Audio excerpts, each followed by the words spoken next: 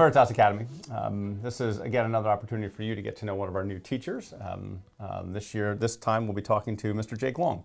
As you know, Julie Howard moved on to another school and another opportunity, and we're thrilled for her, but of course, we're going to miss her in the third grade.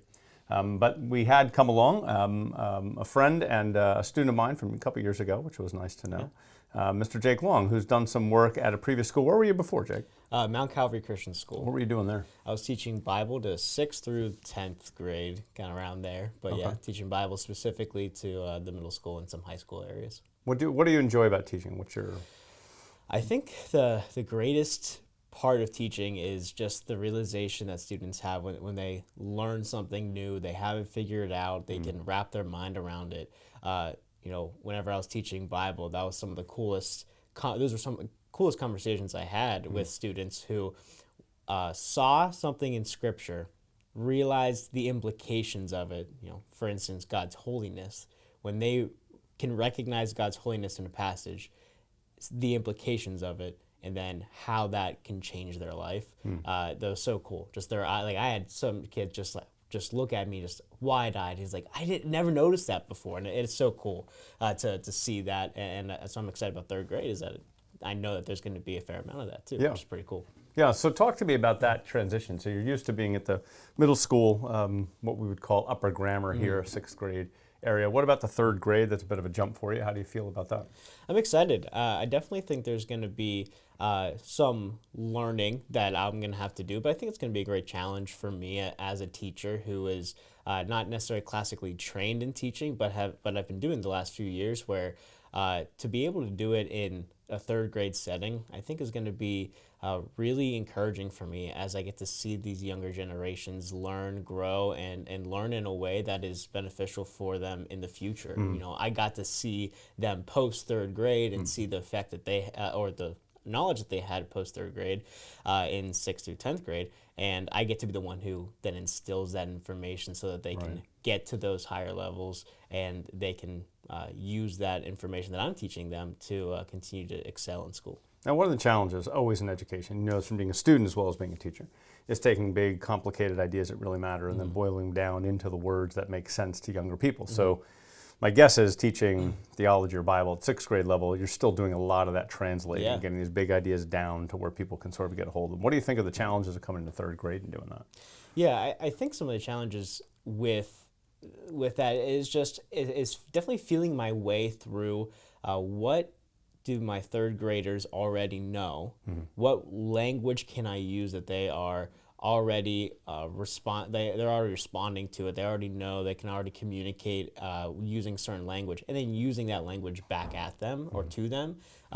That's going to really help. If I'm teaching biblical concepts, I'm not going to go into these crazy long theological terms unless they can demonstrate knowledge of those. And that would go for math. That's going to go for history. That's going to go for grammar. I'm a big grammar nerd, so with going into grammar and language and stuff like that, all of that, as long as I can hear them communicate correctly terms and ideas, then I can use those terms and ideas too, and kind of feeling out what they know, so then I can use that. Good. One of the things I know about being a teacher, and I'm sure you figured this out because I've seen you in both roles, is that really great teachers are really great students, or really great learners, I should say, really love learning. And it seems to me that that's an ongoing passion of yours. Your desire to teach comes out of this desire for you to learn. Yep. Have you found that to be true in your teaching years? Oh, absolutely. I wouldn't say it was last year, 2 years ago, whenever I was teaching through the Old Testament, we got to the story of Uzzah, he was behind the cart with the Ark of the Covenant, and it's falling, it's getting jostled, it's falling. He tries to catch it, and he dies as punishment for touching the Ark of the Covenant. I'm teaching this, and in the same time as I'm teaching this, I stop and I look at my students. I'm like, do you know what just happened? Like, Uzzah demonstrated even just the smallest amount of, I'm not as dirty as the ground. God's holiness is so holy that it's actually better for it to touch the ground than for me to touch it. that's how unworthy or undeserving I am of God's grace and holiness. Is that it just showed this distinction between man and God in such a clear, defining way. And for me, I just was awestruck by it. And I actually then went into a study myself of God's holiness. And it was such a great time. That was 2 years ago, where I just was, again, just kind of renewed with this idea of God's holiness. And that was because I was teaching it. Yeah. It sparked me to want to learn more. And so, I'm in my master's now. And so as I'm continuing to learn, it's cool to maybe even draw some of those things over to teaching. Maybe not necessarily the content, but at least the communication skills that my teachers have with me, that I can maybe carry into that. Carry that into my grade. Yeah, and I think true to the curiosity, right? That the love of learning and the desire even to being, I know being in grad classes while I was first teaching, my curiosity in the classroom always spilled over into the classroom I was then running, because my juices got going in the class I was taking, then I came back all excited and revived there. Now, you've already said this, it seems like you're angling in this direction, especially when it comes to teaching Bible. But teaching history, you already said you're a grammar nerd. So grammar, the other subjects you have to teach, how do you see God in all of that? Because I think it's easy to say, okay, here's the Bible, here's what's going on in Scripture, but then you got to teach a history thing over here, you got to teach a grammar or spelling or something like that. How do you see God in all of that? Yeah. God has designed things to be beautiful, and He has designed things with a purpose. And so when we look at spelling, there's purposefulness behind the language we use, behind the words that are used. And so even spelling, we are defining and we are examining the words that we're speaking. And then we can go back and we look at the grammar of it, and say, okay, now I know how to spell it. How do I use it properly? Well, God has a design for those things. Our words have meaning. Our words are able to build up, as Scripture says, but it's also able to tear down. And so, the biblical concepts in Scripture lend to us having a proper knowledge of history. We look at the books of First and 2nd Chronicles. You look at First and 2nd Samuel. It's all history. It's all facts. And so there is great value in understanding history. There's great value in understanding grammar. There's great value in understanding spelling, because God has designed it all. He's not a chaotic God. He has clear, defined value for the things that we do. And as we learn history, as we learn the grammar, as we learn science, and when we go through all these subjects, God is clearly present in all of them. And hopefully, one thing I would love for my class is for us to recognize those nuances, recognize the importance of each subject, and then glorify God directly because of it. Because God has designed what is beautiful, and we can give God glory through all those things. It's great. Yeah, it's one thing I love about education is teachers and students and administrators who see the educational environment as the place to see God's beauty. We see it in creation, of course, but it's nice to see it there, because it's a special place where God reveals Himself. So, Jake, you've come out of Mount Calvary. They're not a classical school, Christian certainly, and they've got their own approach to things. What do you see different about what happened there as opposed to what's going on here? What are you excited about moving into a classical school? For just Veritas in general, I'm excited about the more Reformed foundation. That just fits my theology very well, and I can know with full confidence that I'm going to be supported in those ways. Not saying Mount Calvary wasn't; they were fantastic. I know that when it comes to maybe those nuances, especially as we get into the biblical conversations now. 3rd grade, we're not really going to get into anything too heavy, but even for future conversations or conversations I may have with other students, I know that there's that foundation there that I can lean on, which is exciting. As far as classical education goes, I love the focus on grammar school being a lot about memorization and being able to know facts and then how each grade builds on top of each other, and how each level of the school, is it called the trivium, correct? How that builds on top of each other, and that's really exciting.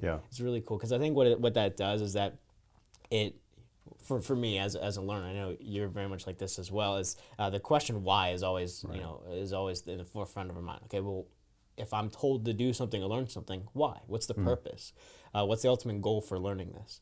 And what I think classical education does is that it actually enforces that.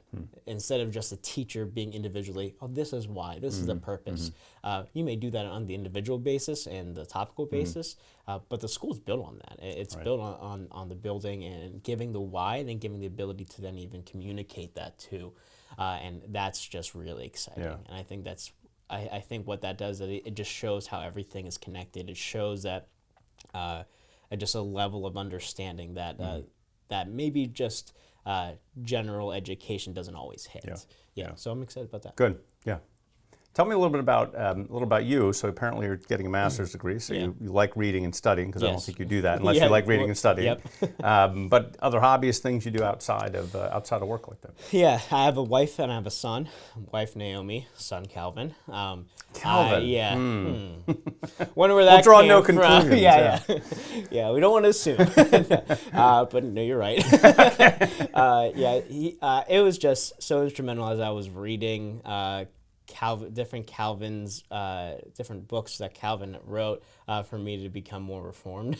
So I credit Calvin for my reformation as well. Seems like a natural fit. And so it was I absolutely love my son. He's 9 months now. He's hilarious and a goofball and also gets into everything. And he's my hobby at the moment. Has to be about that way at 9 months.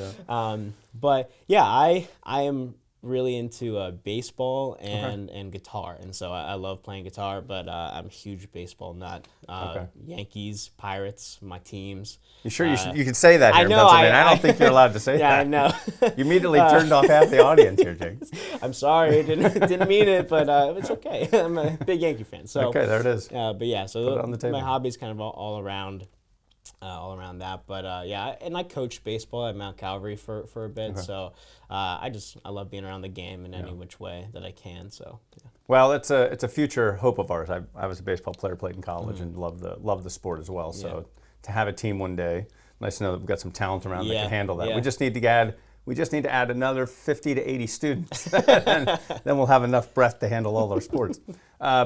Vacations, places you'd like to go, or if you could choose a place where you'd love to go and haven't been before. Anything on the horizon? A place that I haven't been but would love to go. 1 or 2 places. Greece. Okay. I think it was either there or Israel. When COVID hit, my grade didn't actually get to go. My class, we didn't get to go. Right. At the end of our college experience, so that was a bummer for us because we were all really excited. Yeah. But I would love to go to Greece and then also Italy. My family's very Italian, and so I would love to go to Italy. I know I still have some family there, so I'd love to visit them. So yeah, would love to go there at some point. Okay, well, that's exciting. I know we have ambitions even here of getting students to Italy and Greece because they're sort of so important to our own history and those kind of things. So hopefully you'll get a chance to do that. Apparently we've got a teacher ready to go. You're not the only one though, Jake, just so you know, but we'll see if we can get you on it. Well, thank you very much. We're very excited to have you here. Look forward to see what you can do with our students and being part of our community. So again, like the others, if you see Mr. Long around, please say hello. Welcome to our family. We are not just a school in a lot of ways. Yeah, we're part of a family here. Families, teachers, and administrators alike. So welcome to the family. Thank you. Appreciate it.